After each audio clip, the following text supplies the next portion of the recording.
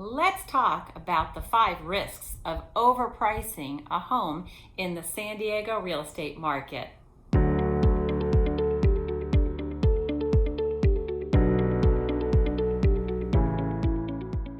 Hi, I'm Kim. Welcome back to my channel. I help executors, administrators, and trustees with homes in probate or a trust administration. Today our topic is the 5 risks of overpricing a home in the San Diego real estate market.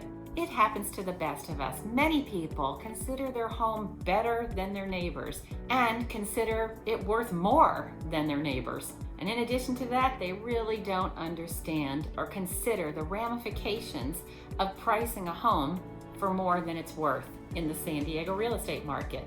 Before we get into the risks, let's consider why a seller would actually want to overprice their home, inflating that price to something that might not work in the current real estate market. Some people just aren't in a big hurry and they think they want to test the market and see what buyers may offer. If they should happen to find a naive buyer, so be it, but it's highly unlikely. Sometimes the seller or the estate has loads of money and they don't really care when they sell the property.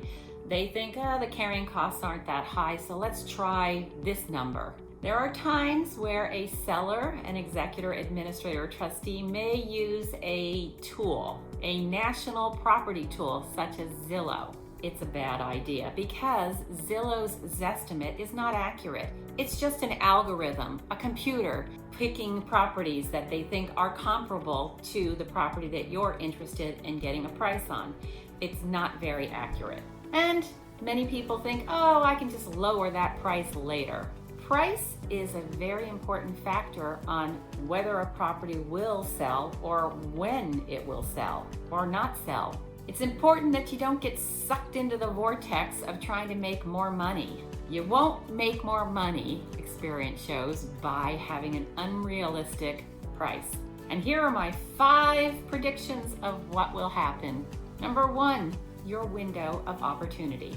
When a home comes on the market in the first few weeks, there's an excitement, a buzz around it, especially when your real estate professional has done a good job of marketing the property. We want to generate that buzz around the property for realtors and their buyers that may have been waiting for a property to come on the market that fits their criteria.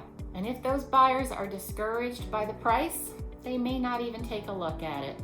And that will lead to no offers. Number 2, it can cause the home to appear stale, meaning the buyers and their agents are wondering, why has this property been on the market so long when all the other properties have sold within the last few weeks?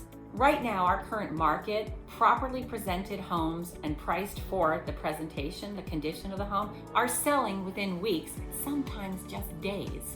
If your home's on the market for 30 days, they're going to be wondering why. Number 3, it will ultimately sell for less. Sellers that start at an above list price for the condition of the home, and then they choose to reduce the price to the more reasonable price for the condition of the home, they typically end up selling for less than if they would have just started at the correct price at the beginning. And the reason for this is that buyers and their agents will think, that seller is desperate. And little known fact also is some buyers and their agents will look at an estate property and they'll actually think, they have to sell. That has not happened when I'm helping a seller. We know that we have time to get the property prepared and properly marketed and to get it sold. It's not a huge rush just because someone has passed away and they left a home behind. I help to educate those agents and those buyers about that fact that you don't have to sell really fast. So again, price properly so that you don't end up having to reduce the price and ultimately causing the buyers to think they can arm wrestle you to a price that's less than what the property is actually worth. Number 4 is longer marketing period. Of course, homes that are priced above market value typically take longer to sell. Sometimes this can cause a little bit of frustration for the seller, and that's why it's important to have someone that has the facts to present to you, the seller, so that you choose the right price.